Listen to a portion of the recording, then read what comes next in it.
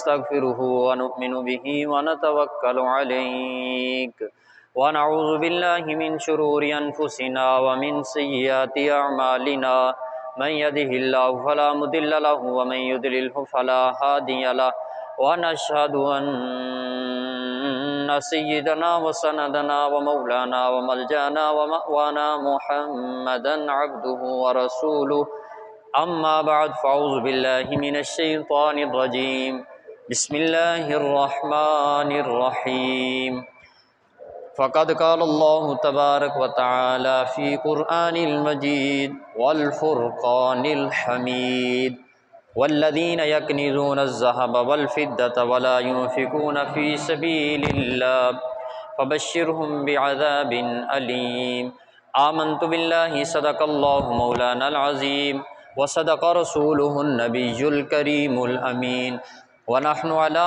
ज़ालिका लमिनश शाहिदीन वश्शाकिरीन वल्हम्दुलिल्लाहि रब्बिल आलमीन फ़क़द क़ालल्लाहु तबारक व तआला फ़ी शानि हबीबिही मुख़बिरन व आमिरा इन्नल्लाहा व मलाइकतहु युसल्लूना अलन नबिय्य या अय्युहल्लज़ीना आमनू सल्लु अलैहि व सल्लिमू तस्लीमा अस्सलातु वस्सलामु अलैका या रसूलल्लाह व अला आलिका व अस्हाबिका या हबीबल्लाह अस्सलातु वस्सलामु अलैका या रसूलल्लाह व अला आलिका व अस्हाबिका या रहमतल लिल आलमीन अस्सलातु वस्सलामु अलैका या रसूलल्लाह वसल्लम अलैका या खातमन नबिय्यीन व अहसनु मिनका लम तरकत ऐनी व अजमलु मिनका लम तलिदिन निसाउ खुलिक़्ता मुबर्रअन मिन कुल्लि ऐबिन कअन्नका क़द खुलिक़्ता कमा तशाउ या साहिबल जमाली व या सय्यिदल बशर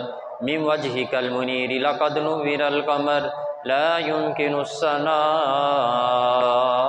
कमा काना हक़्क़ुहु बादअज़ खुदा बुज़ुर्ग तो किस्सा मुख्तसर हज़ार बार बशोयम दहन से मुश्को गुलाब हनूज़ नामे तो गुफ्तन कमाल बेअदबीस मग़ज़ कुरआन रूह ईमा जानिदी अस्सुहुब रहमतुल लिल आलमीन बंदाए परवरदिगारम उम्मते अहमद नबी दोस्त दारे चार यारम ताबाए उलादे अली मज़हबे हनफी अदारम मिल्लते हज़रत खलील खाक पाए गौसे आज़म ज़ेर साया हर वली।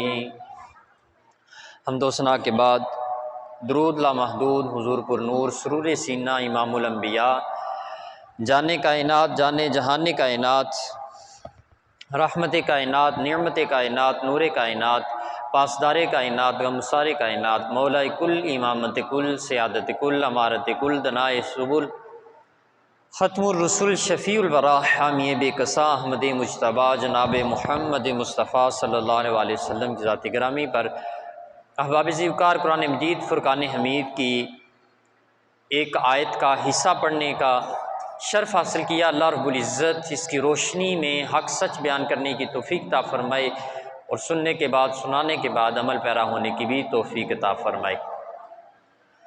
जो आया करीमा मैंने तिलावत की इसमें अल्लाह रब्बुल इज़्ज़त फरमाते हैं वल्लज़ीना यकनिज़ूना अज़्ज़हब वल फ़िद्दा,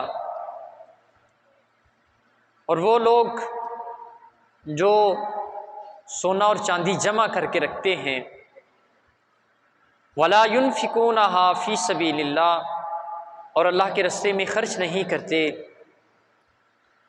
फ़बश्शिरहुम बिअज़ाबिन अलीम, उनके लिए दर्दनाक अज़ाब की खुशखबरी है। एक दूसरी आया मुक़द्दसा उसमें अल्लाह रब्बुल इज़्ज़त फरमाते हैं व अक़ीमुस्सलात व आतुज़्ज़का, और नमाज कायम करो और ज़कात को अदा करो। हदीस पाक में मुतअद्दिद अहादीस ऐसी मौजूद हैं जिसमें ज़कात की अहमियत को हुज़ूर अलैहिस्सलातु वस्सलाम ने वाज़ेह फरमाया, और ये हमारे जो बुनियादी अरकान हैं, इस्लाम के जो बुनियादी अरकान हैं, उन अराकीन में ज़कात भी शामिल है। ज़कात अदा करने वालों के लिए बहुत सारी अहादीस हैं जो खुशखबरी की तौर पे हैं, जो अदा करते हैं, उनके लिए बड़ी बशारतें हुज़ूर अलैहिस्सलाम ने सुनाई और अदा ना करने वालों के मुताल्लिक मज़म्मत बयान फरमाई। जहाँ भी अल्लाह रब्बुल इज़्ज़त ने नमाज का हुक्म दिया, उसके साथ साथ मुतअद्दिद मकामात पर, अक्सर मकामात पर अल्लाह रब्बुल इज़्ज़त ने ज़कात का भी हुक्म फरमाया। तकरीबन 80 के करीब कुरान मजीद में आयात हैं जिनमें अल्लाह रब्बुल इज़्ज़त ने ज़कात का हुक्म फरमाया। 80 दफ़ा कुरान मजीद में ज़कात का हुक्म दिया, और ये हुक्म नमाज के बाद दूसरा सबसे ज़्यादा दिए जाने वाला हुक्म है। रोज़े का भी इतना ज़्यादा तलकीन और बार बार, अगरचे फ़र्ज़ है, रोज़ा भी फ़र्ज़ है, लेकिन नमाज और ज़कात इन दोनों अमाल के मुताल्लिक अल्लाह रब्बुल इज़्ज़त ने कसरत के साथ हुक्म दिया है। बहुत ज़्यादा हुक्म इनके मुताल्लिक इरशाद फरमाया है। नमाज चूँकि इंसान की रूहानियत के लिए ज़रूरी है, इंसान की जो रूहानी ज़िंदगी है, ज़कात उसमें अपना किरदार अदा करती है, नमाज उसमें अपना किरदार अदा करती है। इंसान की रूहानियत में, इंसान की रूहानी ज़िंदगी के लिए ये ज़रूरी है नमाज, और इंसान की जिस्मानी ज़िंदगी के लिए ये एक ज़कात अहमियत की हामिल है, क्योंकि ये हदीस पाक है। हुज़ूर अलैहिस्सलाम ने फरमाया कि अल्लाह रब्बुल इज़्ज़त जो बंदे को रिज़्क़ अता फरमाता है, जो रिज़्क़ देता है, जिसको वो मेहनत से कमाता है, अगरचे उसने सुबह से शाम तक बोझ उठाया या किसी मशीन पे खड़ा रहा, मेहनत करता रहा, ईंटें उठाता रहा, गारा उठाता रहा, मेहनत से कमाया, लेकिन फिर भी फरमाया कि जो भी कमाया उसने, उसमें अल्लाह रब्बुल इज़्ज़त ने दूसरों का हिस्सा रख दिया होता है। यानी जिसके पास भी माल आया तो अल्लाह रब्बुल इज़्ज़त ने किसी और का हिस्सा उसमें रख के फिर वो माल अता फरमाया। मुमकिन था अल्लाह रब्बुल इज़्ज़त ना देता, ये मुमकिन था, मेहनत करने के बावजूद ना देता। ऐसा भी तो होता है कि मेहनत की जाती है, लेकिन अल्लाह रब्बुल इज़्ज़त की मर्ज़ी शामिल हाल नहीं होती, तो वो मेहनत समरावर नहीं होती। अगरचे उसका अजर जो है वो आखिरत में होता है, क्योंकि अल्लाह रब्बुल इज़्ज़त किसी की मेहनत को ज़ाया नहीं फरमाते, लेकिन अगर अल्लाह रब्बुल इज़्ज़त ने दे दिया और नवाज दिया तो फिर ये समझने की ज़रूरत है कि अल्लाह रब्बुल इज़्ज़त ने इसमें हिस्सा किसका रखा हुआ है। क्योंकि ये कुरान मजीद में अल्लाह रब्बुल इज़्ज़त ने बारहा मर्तबा फरमाया है, ला युकल्लिफुल्लाहु नफ्सन इल्ला वुस्अहा, किसी नफ्स पर, किसी भी शख्स के ऊपर अल्लाह रब्बुल इज़्ज़त उसकी सलाहियत से ज़्यादा बोझ नहीं डालता। किसी बंदे के ऊपर अल्लाह रब्बुल इज़्ज़त उसकी ताकत से ज़्यादा बोझ नहीं डालता। जिसके ऊपर बोझ डालता है उसको पहले अल्लाह रब्बुल इज़्ज़त ताकत अता फरमाता है, पहले उसकी उस अंदाज में तरबियत हो गई होती है, उसको बासलाहियत बनाया जाता है अल्लाह की बारगाह से, और फिर उसके ऊपर अल्लाह की तरफ से बोझ डाला जाता है। तो कमज़ोर के ऊपर कुरान मजीद में है ना, अल्लाह रब्बुल इज़्ज़त फरमाते हैं वखुलिकल इंसानु दईफ़ा, कि हमने इंसान को कमज़ोर पैदा किया है। इंसान को अल्लाह रब्बुल इज़्ज़त ने कमज़ोर पैदा किया। असाबी तौर पे ये कमज़ोर है, जिस्मानी तौर पे कमज़ोर है, अखलाकी तौर पे इसके अंदर कमज़ोरियाँ हैं, क्योंकि बशरी तकाज़े इसमें रखे हुए हैं।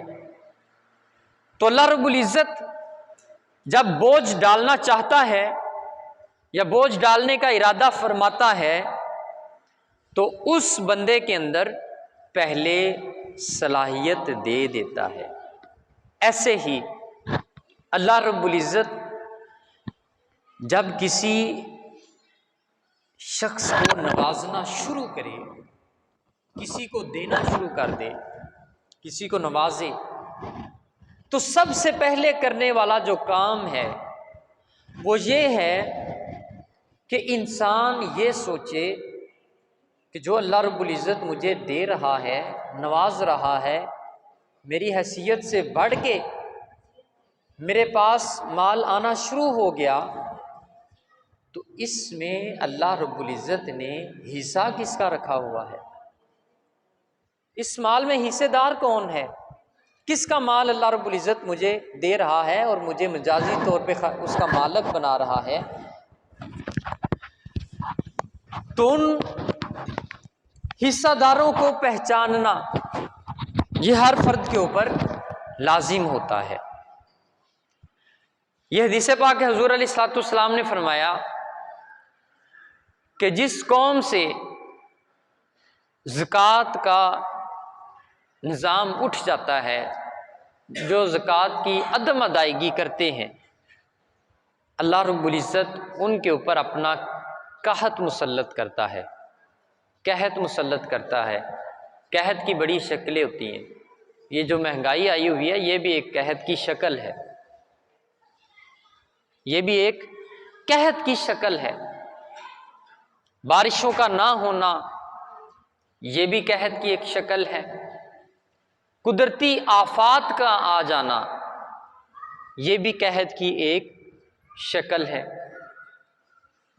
तो जो ज़कात है इसकी इस कदर अहमियत है कि हुज़ूर अलैहिस्सलाम ने फरमाया कि जो शब्बे मेराज मैंने सज़ाएं देखी, जो लोगों को सज़ाएं दी जा रही थी, उनमें से एक ग्रुप ऐसा था, एक ग्रोह ऐसा था कि जिनको अल्लाह रब्बुल इज़्ज़त ने अपनी गिरफ्त में लिया हुआ था और उनके ऊपर अजाब की नोयत ये थी कि एक सांप उनको डसता, जोर से डंक मारता तो वो जमीन में धंस जाते, फिर उनको उठाया जाता। किसी के साथ इस तरह का अमल, किसी की तरह और मुख्तलिफ सूरतों में गिरफ्त में वो लिए हुए। तो ये जो आयत करीमा मैंने पढ़ी, वल्लज़ीन यक्निज़ून ज़हाबा, कि वो लोग जो सोने को जमा करते हैं, वल फिद्दा, और चांदी को जमा करके रखते हैं, वला युनफिकूना फी सबीलिल्लाह, और अल्लाह के रास्ते में खर्च नहीं करते, फबश्शिरहुम बिअज़ाबिन अलीम, उनके लिए दर्दनाक अजाब की बशारत है। इससे मिलती जुलती हदीस पाक ये है कि हुज़ूर अलैहिस्सलाम ने फरमाया, कल बरोज़े क़यामत अल्लाह रब्बुल इज़्ज़त उन लोगों को अपनी गिरफ्त में लेगा कि जो दुनिया में रहते हुए माल सिर्फ जमा करते रहे लेकिन उसके रास्ते में खर्च नहीं किया। वो जो सोना और चांदी जमा कर के रखते थे, अल्लाह रब्बुल इज़्ज़त उसको पिघलाएगा और उनके कानों में, एक कान में डालेगा तो वो दूसरे से निकल रहा होगा। इस नोयत की वईद है। तो इसलिए कि नमाज के साथ 700 दफ़ा अल्लाह रब्बुल इज़्ज़त ने नमाज का हुक्म अता फरमाया कुरान मजीद में, और अक्सर जगह पे जहाँ नमाज का हुक्म दिया वहाँ ज़कात का हुक्म दिया। व अकीमुस्सलाता व आतुज़्ज़कात, नमाज को कायम करो और ज़कात को अदा करो। तो इसलिए माह रमज़ानुल मुबारक जो मुसलमानों का एक मुक़द्दस तरीन महीना है, इस महीने से पहले पहले ज़कात की जो अदायगी है इसको यकीनी बनाया जाए, ताकि वो लोग जो साहिब सरवत नहीं हैं, जो साहिब हैसियत नहीं हैं, वो लोग आसानी के साथ सहरो अफ्तार कर सकें। अब जो माल देना है, जो हम अपने माल में ज़कात की अदायगी कर रहे होते हैं या सदका कर रहे होते हैं, ज़कात से हट के भी नफली सदका देते हैं। सदके की दो किस्में, एक सदका वाजिबा और एक नाफला। एक वो जो लाजम किया, एक वो जो लाजम नहीं है, जिसको हम नफली सदका कहते हैं, यूं ही दे देना। अब ये जब हम दे रहे होते हैं, हम कुछ देते हैं, बज़ाहिर ये लगता है, अकल हमसे ये कह रही होती है कि माल कम हो गया, माल कम हो गया, यानी 100 में से 10 निकाले तो पीछे तो 90 रह गए। अकल तो यही कहती है कि माइनस हो गया, जो यहाँ था वो अब यहाँ पे आ गया, अकल ये कहती है। लेकिन वही क्या कहती है, कुरान क्या कहता है, हदीस क्या कहती है? वो कहती है कि आपने ज़कात दी इतने माल में से, बज़ाहिर कहती है अकल कि इतना रह गया है, लेकिन कुरान कहता है वो इतना नहीं हुआ, वो यहां पे आ गया, वो यहां पे आ गया। अब दो सूरतें हैं, यहां पे टकराव है, यहां पे दो चीजें टकरा रही हैं, एक तरफ अकल है और एक तरफ शरीयत है, कुरान है, हदीस है, जो कह रहा है बार बार अदाफम मुदाफा मन जल्लज़ी युक़रिदुल्लाह कर्दन हसन, जो कर्ज दे रहा है अल्लाह रब्बुल इज़्ज़त को, अल्लाह इजाफे के साथ लुटाने वाला है, अल्लाह उसमें बरकत देने वाला है, दुनिया में भी उसके ऊपर बरकत है। ये नहीं कि ये कोई आखिरत की बात ही है सिर्फ, इसमें दुनिया की भी, दुनिया के मुतालिक भी कहा कि अल्लाह रब्बुल इज़्ज़त उसको बढ़ा रहा है, अल्लाह उसमें बरकत दे रहा है, आखिरत में उसके लिए मजीद अजर 70 गुना ज्यादा अजर उसमें अल्लाह रब्बुल इज़्ज़त आखिरत में अता फरमा रहा है। तो ये दो चीजें टकराती हैं। अब यहां पे हमारे ईमान का इम्तिहान है, यहां पे ईमान का इम्तिहान है। खिरद ने कह भी दिया ला इलाहा इल्लल्लाह तो क्या हासिल, दिलो निगाह मुसलमान नहीं तो कुछ भी नहीं। ये मुसलमानी का इम्तिहान है कि वो बात किसकी मान रहा है, किसकी बात को अहमियत और फोकियत दी है। सिर्फ ला इलाहा इल्लल्लाह पढ़ के ही ये मुसलमान है, या जो इसको का हुक्म दिया जा रहा है ये उसके ऊपर भी अमल करता है। तो इसलिए हजरत मूसा अलैहिस्सलाम, आप अल्लाह रब्बुल इज़्ज़त से हम कलाम होते थे, तो आप जा रहे हैं, रास्ते में एक शख्स बेचारा फाकों का मारा हुआ, खस्ता हाल पड़ा हुआ, तो उसने हजरत मूसा अलैहिस्सलाम को रोका और अर्ज की कि ऐ कलीमुल्लाह मेरी जरा बात सुनते जाइए। तो आपने फरमाया कि बताइए। तो शख्स कहने लगा कि जब से शऊर में कदम रखा है, जब से होश संभाली है, कभी जी भर के खाना नहीं खाया, फाके ही देखे, बचपन भी यूं ही गुजर गया, अब अय्यामे जवानी भी चल रहे हैं, तो आप मेरी शक्ल सूरत देख रहे हैं, फाकों की वजह से जवानी में भी निखार नहीं आया। तो आप अल्लाह रब्बुल इज़्ज़त से ये कहें कि जितना देना है, रिज़्क लिखा हुआ है मेरी किस्मत में, अल्लाह रब्बुल इज़्ज़त ने जितना मुझे देना है एक ही दफा दे,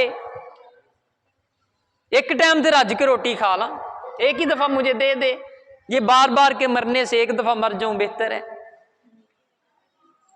तो हजरत मूसा अलैहिस्सलाम, अल्लाह रब्बुल इज़्ज़त से हम कलाम हुए और उस शख्स की रूदाद बयान की और अर्ज की क्या बारे इला, तेरा एक बंदा था जिसने ये मुझे पैगाम दिया है कि उसके हिस्से में जितना तूने रिस्क रखा है एक ही दफा उसको नवाज दो ताकि वो एक वक्त में तो खा ले। तो हजरत मूसा अलैहिस्सलाम को अल्लाह रब्बुल इज़्ज़त ने फरमाया, क्या मूसा, मेरे उस बंदे से जाते हुए कह देना कि अल्लाह ने तुम्हारी अर्जी कबूल फरमा ली है, तुम्हें एक ही दफ़ा जो भी तुम्हारा लिखा हुआ है रिस्क वो दे दिया जाएगा। मूसा अलैहिस्सलाम वापस आए तो वही शख्स सामने इंतज़ार में था। तो आपने फरमाया, क्या अल्लाह के बंदे, आपकी अर्जी अल्लाह रब्बुल इज़्ज़त की बारगाह में पेश हुई और उसको शर्फ कबूलियत भी मिल गई, तो अन करीब अल्लाह रब्बुल इज़्ज़त जितना आपका लिखा हुआ है वो एक ही दफ़ा दे के काम ख़त्म कर देगा। तो उसने कहा ठीक है। रात को सो गया, अगली सुबह जब उठा तो उसके चारों अतराफ में रिज्क के ढेर लगे हुए थे, रिज्क चारों तरफ पड़ा हुआ था।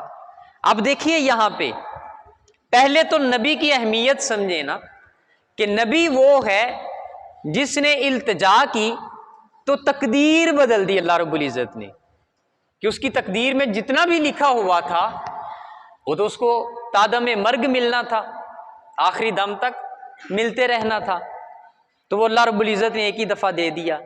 अब जब रिज्क ख़त्म होगा तो जाहिर है उसकी मौत भी वाक़ई होगी। यानी एक नबी के कहने पे अल्लाह रब्बुल इज़्ज़त ने वो सारा निज़ाम दरम बरम कर दिया, उसके रिज्क का, उसकी ज़िंदगी का जो भी था, कि एक नबी ने इल्तिजा की। यमहुल्लाहु मा यशा, अल्लाह रब्बुल इज़्ज़त फरमाते हैं मैं लिखा मिटा देता हूँ, वयुस्बित वइंदहु उम्मुल किताब। तो ये लोग होते हैं जिनके कहने पे अल्लाह रब्बुल इज़्ज़त बदलता है, तकदीर को बदलता है। लेकिन लिखा बाज़ दफ़ा ये होता है, अगर ये मांगेगा तो बदली जाएगी, अगर ये हमसे मांगेगा तो बदली जाएगी, वरना यही यूं ही जैसे चल रहा है ये ऐसे ही चलेगा। तो एक दफ़ा मांग के भी देख लिया जाए अल्लाह से, मुमकिन है कि अल्लाह रब्बुल इज़्ज़त बेहतरी फरमाए। बहरहाल वो उठा, पहले तो उसने वो जो एक रीत चली आ रही थी उसके फाके की, उसने कहा आज इस रीत को तोड़ते हैं, ये भूख का जो इफरीत था आज इसको आग लगाते हैं, आज पेट की आग बुझाते हैं। तो पहले उसने खूब खाया, जब जी भर गया तो जो बचा पड़ा था उसने बांटना शुरू कर दिया।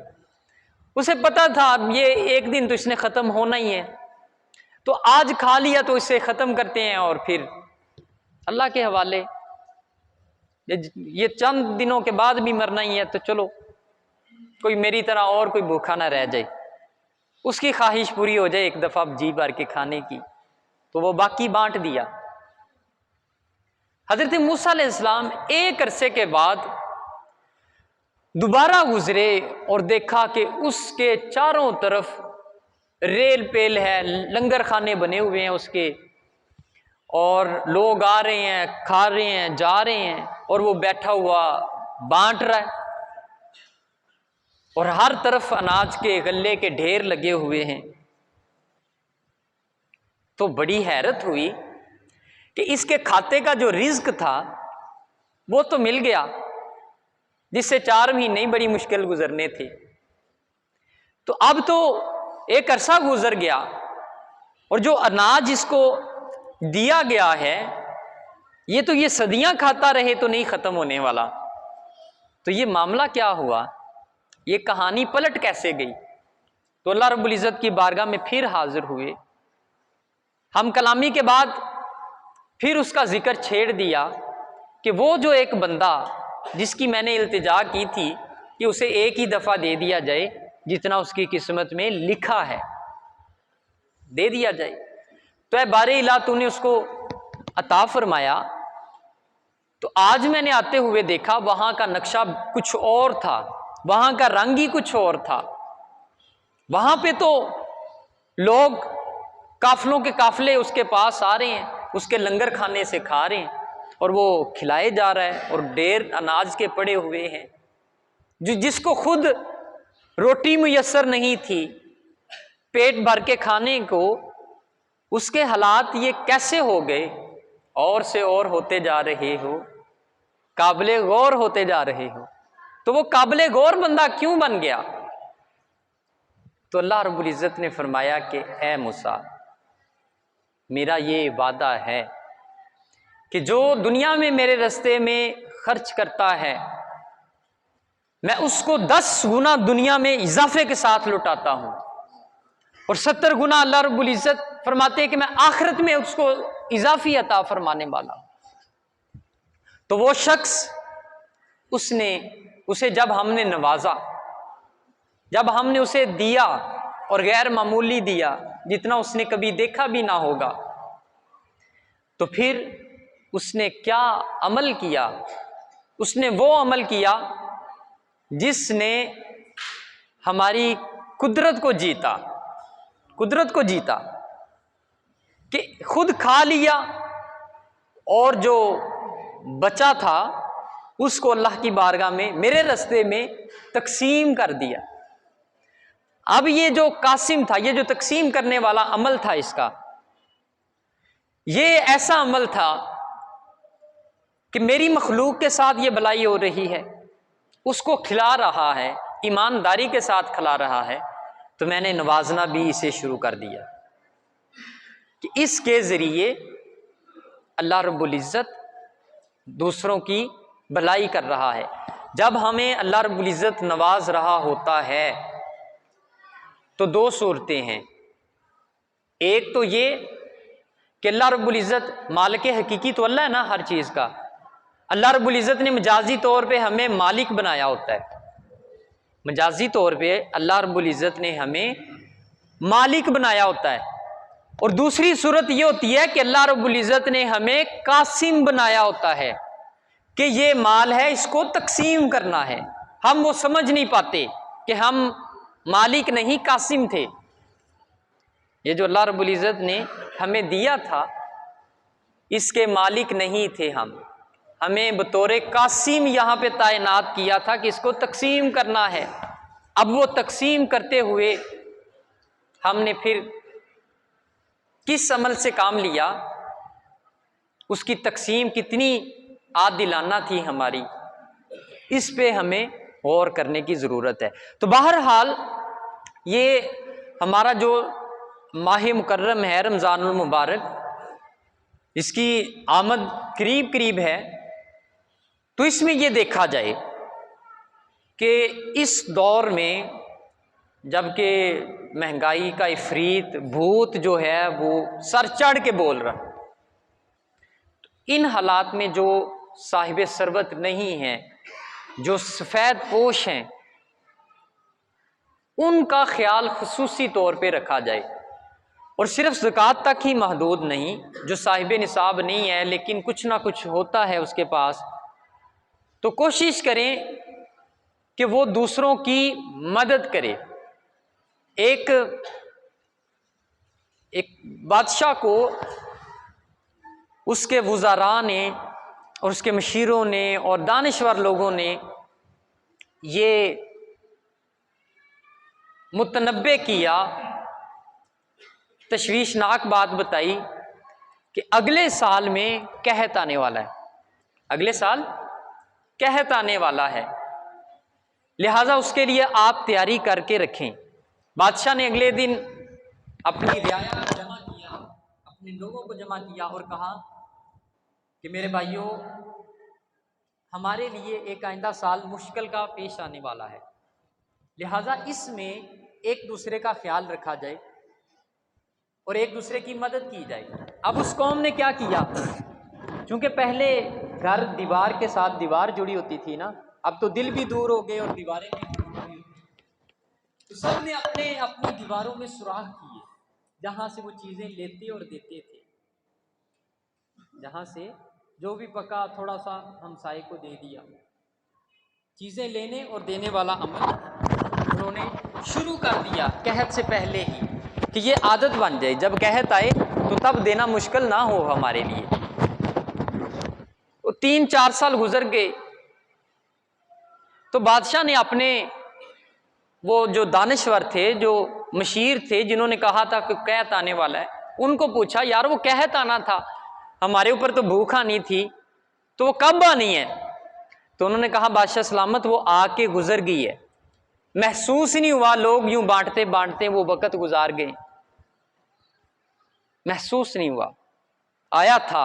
लेकिन जो रवश इख्तियार की आपकी रियाया ने, उसने कभी किसी को महसूस ही नहीं होने दिया कि कहत के दिन गुजर रहे हैं। तो इसलिए ये वाला जो अमल है, जो बांटने वाला, ये हदीस पाक है ना, जब भूख हो तो हाथ खींच लो। ये हदीस पाक हुज़ूर अलैहिस्सलाम ने फरमाया, जब आप दस्तरखान पे हैं और आप खा रहे हैं, थोड़ी सी भूख रह जाए तो हाथ को खींच लो। अब खींच लिया, खाना तो भी पड़ा है, इसका मकसद ये है कि इसको दूसरे के साथ बांट लो। वो पड़ा हुआ है, खाते हुए में से ही, ये नहीं कि थोड़ा पकाना है, पकाना अच्छा है, ज्यादा पका लो, लेकिन जब भूख है तो हाथ को खींच लो। इससे क्या होगा कि ये उठा के आप दूसरे को देंगे तो उसको शिरकत मिल गई आपके रिज्क के अंदर। तो इसलिए रमज़ानुल मुबारक के अंदर खुसूसी तौर पे जो साहिब निसाब हैं, जिनके ऊपर ज़कात का निसाब पूरा होता है, वो ज़कात को अदा करें, और उसके साथ साथ अगर मज़ीद भी तौफीक है तो वो नफली तौर पे भी दूसरों को देने की कोशिश करें, ताकि जो गरीब आदमी है, जो इस महंगाई के दौर में पिसा हुआ है, वो अच्छे तरीके के साथ अपनी सहरी और अफ्तारी के जो इंतज़ामात हैं उनको कर सके। आखिरी जो तजवीज़ है वो मस्जिद के हवाले से, मस्जिद में जब से यहाँ पे हैं, मतलब मेरी तो आँख ही यहाँ पे खुली है, मैं यहाँ पे नाजरा भी मैंने इसी मस्जिद से पढ़ा है, तो यहाँ पे भी एक अफ्तारी का इंतज़ाम होता है, इस मस्जिद में अफ्तारी का इंतज़ाम होता है। लेकिन वो जो अफ्तारी होती है मस्जिद में, वो बड़ी बदनज़मी का शिकार है। एक रोज़ादार आया, अब उसको पता नहीं कुछ आएगा कि नहीं, मस्जिद में कुछ आना है या नहीं। ऐसा होता है किसी दिन तो बहुत ज़्यादा होता है कि वो ज़ाया भी होता है, और किसी दिन जो होते हैं वो एक एक खजूर के साथ ही अफ्तारी करके जा रहे होते हैं। और दूसरा नंबर पे जो उसकी तकसीम है, अब यहाँ पे नमाज शुरू होती है मगरिब की, तो वो कोई परात उठा के आ रहा होता है, जी ये रोज़ेदारां दी अफ्तारी वास्ते, फिर वो उत्थे रख दिता बाहर, वो बच्चे आ गए, उन्होंने किसी ने इधरों इंज मारिया, किसी ने इधरों, चावल ज़ाया हो गए और चले गए।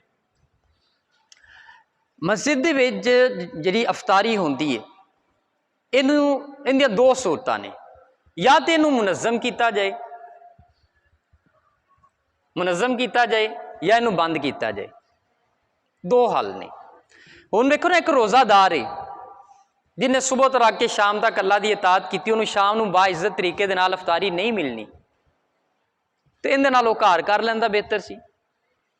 हुण इहदे मुनज़्ज़म करन दा तरीका यह है, वो इहो ही आदत पई ना, परात आंदी है, कोई इधरों आके जिवें खुरली दे उत्ते आ जांदे ने डंगर, है तो इंसान अशरफुल मखलूकात, लेकिन मैं कुछ हकीकतां ने उन्होंने बयान करना, अगर जुमले सख्त होन तो उनकी माजरत, लेकिन यह तरीका इंसानी तरीका नहीं। इत्थों दे जिहड़े हज करन जांदे ने, यही तरबीयत लैके वो उत्थे हाजी जिहड़े अरबी हुंदे ने, वो अगे खजूरां करदे ने, वो पूरा उन्हां दा वो ही चुक लैंदे ने, वो अगों हस रहे हुंदे ने, बेचारे किड्डे भुखे ने। हकीकत है, जिहड़े मिस्र दे विचों गए हुंदे ने या इंडोनेशिया चों गए हुंदे ने, उन्हां दे अगे वो अरबी लैके जांदे ने थाल खजूरां दा, वो एक चुक लैंदे ने, दो चुक लैंदे ने, अपने भाई पूरा पांदे ने उन्होंने हत्थ पेटी नूं। वो मतलब ये कि दस्या नहीं गया हुंदा। इस वास्ते अफ्तारी का जिहड़ा मुनज़्ज़म तरीका है, वो मैं एक तजवीज़ पेश करना, अगर उहदे ते अमल हो सकता है तो ठीक है, अगर उहदे ते अमल नहीं हो सकता फिर यह गैर इंसानी तरीका बंद कर दिता जाए। गैर इस्लामी भी है तो गैर इंसानी भी है कि इस्लाम ने खान दे भी कुछ अदाब दसे ने, इस्लाम ने खान पीन दे भी कुछ अदाब दिते ने। उनदे विच ये आ कि 30 दिन होंदे ने रमज़ानुल मुबारक दे। इस 30 दिनां दे विच एक तो गैर यकीनी दी सूरत हाल ख़त्म की जाए कि पता नहीं आना है कि नहीं आना। उनदे विच 30 अफराद जिहड़े ने एक दिन की अफतारी जिहड़ी उन्होंने कबूल करन कि पहले रमज़ान तो पहले दी मैं दूसरे दी तीसरे दी चौथे दी हर बंदे दी ड्यूटी लगी होवे इस महल्ले दे विचों कि उन्हें इस रमज़ान नूं अफतारी करवानी, और वो असर तो पहले पहले वो अपनी अफतारी जिहड़ी मस्जिद दे विच लैके आवे। इत्थे ड्यूटी लगी होएगी बच्चों की जिहड़े प्लेटां दे विच पान दे और अगे उन्हां दे रख देंदे, नाल पानी भी उन्हां दे सामने रख देंदे। इत्थे पानी दा भर के रख दीदा अपना टप, ठीक हो गया जी। वो टप दे विच ही छिट्टां भी पै रहियां हुंदियां ने ते हत्थ भी विच ही वज रहे हुंदे ने। जदों एकदम वो अफरा तफरी दा माहौल शुरू हुंदा है, नफसा नफसी दा आलम जदों शुरू हुंदा है, जदों सारे नूं अपनी अपनी पई हुंदी, ये भी एक गैर मुनज़्ज़म तरीका है। सारियां दे अगे पानी और खाना हर बंदे दे अगे होवे, उन्होंने भज्जन की जरूरत ना पे। उनके अगे ये दोवें पानी खजूर या जो खाना जिन्ना को बन सकता एक दिन दे विच वो हर एक दे अगे पिया होवे, और अफतारी तो फौरन बाद उनकी जिहड़ी सफाई भी ये हो जाए। ये ड्यूटी कबूल कर लवे कोई, मतलब बच्चे जिहड़े ने इत्थे तकसीम कर देंदे, इहदे विच बेहतरी हो सकती। जिहड़ी अफतारी है उन्होंने 30 लोग कबूल करन के इस दिन की अफतारी जिहड़ी है वो मैं करांगा। अगर इहदे उत्ते अमल हो सकता है तो ठीक है, इहदे उत्ते अमल किया जाए कि पता भी है जिहड़े अफतारी करन वाले ने आके मस्जिद दे विच उन्होंने पता है कि सानू कुछ मिलना है।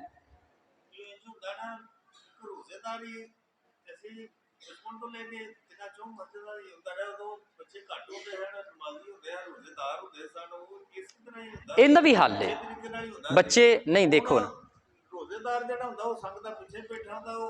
रोजेदार नूं मिलदा ही नहीं। हाँ जी हाँ जी, मतलब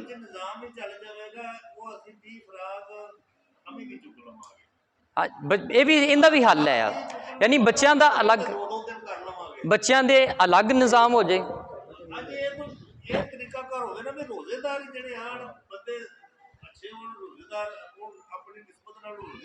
उनका हल है हाँ जी,